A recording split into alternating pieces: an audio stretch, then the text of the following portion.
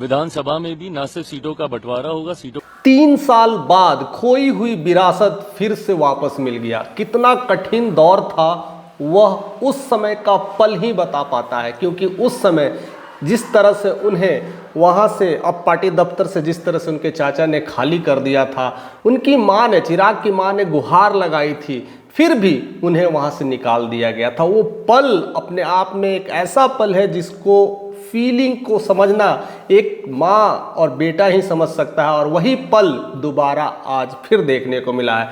Party office मिलते ही माँ तो भावुक हो ही गई है, साथ साथ चिराग भी भावुक हो गए हैं। उस भावुक अंदाज में बहुत सारे बयान किए हैं, बहुत सारे लोगों के साथ, मीडिया के साथ रूबरू हुए हैं और कई बातें को रख दिए हैं और कई बातें साझा किए हैं। कहते हैं कि जिस तरह से हमारे पिताजी के जितने भी लक्ष्य थे, जितने भी गोल से, जितने भी सपने देखते थे, इसी पार्टी ऑफिस में देखा करते थे। आज वह दिन आ गया है, आज उसकी दिन की शुरुआत हो गई है। आज फिर से हम वही लक्ष्य और वही सपना को पूरा करेंगे। जो हमारे पिता ने जो सपना देखा था, जो अधूरे रह गए, वो कार्य करने का समय आ गया है, क्योंकि पार्टी ऑफिस, हमारा खोया हुआ पार्टी ऑफिस फिर से आ गया है। उनके चाचा ने जिस तरह से कहर ढाया था, जिस तरह से तंग किया था और बिना कुछ प्रॉब्लम समस्या के घर से निकाल दिया था, माँ ने गुहार लगाई थी, चिराग ने गुहार लगाया था, वो पल अपने आप में एक ऐसा पल था। उस समय टूट के पूरी तरह से बिखर चुके थे, लेकिन सितारा वही है जो टूटने के बाद भी खड़ा रहता है और वही चमकता है। इसका प्रूफ, इसका चमत्कार कहीं ना कहीं चिराग पासवान ने करके दिखाया है। और माँ जिस तरह से भावुक हो रही थी उस पार्टी ऑफिस को देखते ही, अपने पति को याद कर रही थी, रामविलास पासवान को याद कर रही थी, और वह माहौल, वह सब कुछ एकदम बदला बदला सा था। फिर वैसे ही तैयार किया गया, पूरी पार्टी ऑफिस को कलरफुल और रंगीन बना दिया गया। पोस्टर, बैनर से तो ऐसा लगता है कि अब वो इलाका ही रामविलास पासवान का इलाका है, ऐसा दिख रहा है। सारे कार्यकर्ता, सारे पार्टी ऑफिस में खुशी का माहौल है, हर कोई मिठाइयाँ बांट रहे हैं, स्वागत कर रहे हैं।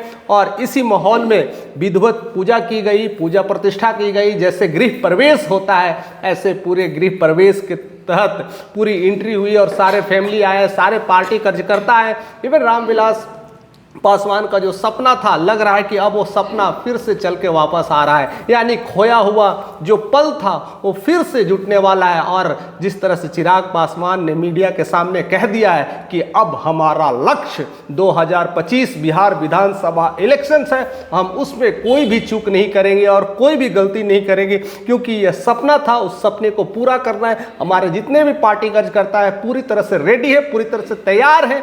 इससे पहले हमारे पास पार्टी ऑफिस हुआ नहीं करती थी तो प्रॉब्लम होती थी। जो कुछ भी कार्यक्रम होता था, जो कुछ भी मीटिंग होता था, हम अपने घर, निजी घर पे ही करते थे, लेकिन वो समस्या बनी रहती थी। लेकिन ईश्वर की सौगात, अपने पिता का प्यार और आशीर्वाद के चलते फिर से वह सपना अब पूरा होता हुआ दिखाई पड़ रहा है। और पार्टी ऑफिस में हम लोग बैठेंगे, सारे कार्यकर्ता बैठेंगे, मीटिंग होगी और फिर से उस सपने को रिपीट किया जाएगा और 2025 का लक्ष्य को पूरा करेंगे। ऐसे बहुत सारे बयान किए हैं, बहुत सारे अंदाज में बोले हैं और कई लोगों का विपक्ष पे भी वार किया गया है। कई लोग बोलते हैं और कई मीडिया ने उनसे क्वेश्चन भी पूछा है कि तेजस्वी जिस तरह से आगे बढ़ रहे, जिस तरह से दमखम दिखा रहे हैं, उसको लेकर के भी आपको चुनौतियां बनी होगी। उसके बाद के लिए भी कमेंट कर देते हैं और क्लियर बता देते हैं कि ये सब केवल बहानेबाजी अब नहीं होने वाला है। हमने सब कुछ देखा है, बिहार विधानसभा का उपचुनाव का इलेक्शंस को भी हमने देख लिया है, इससे पहले हमने संसद वाले इलेक्शंस में भी देखे थे। हर तरह से हम अपने ऊपर तैयार हैं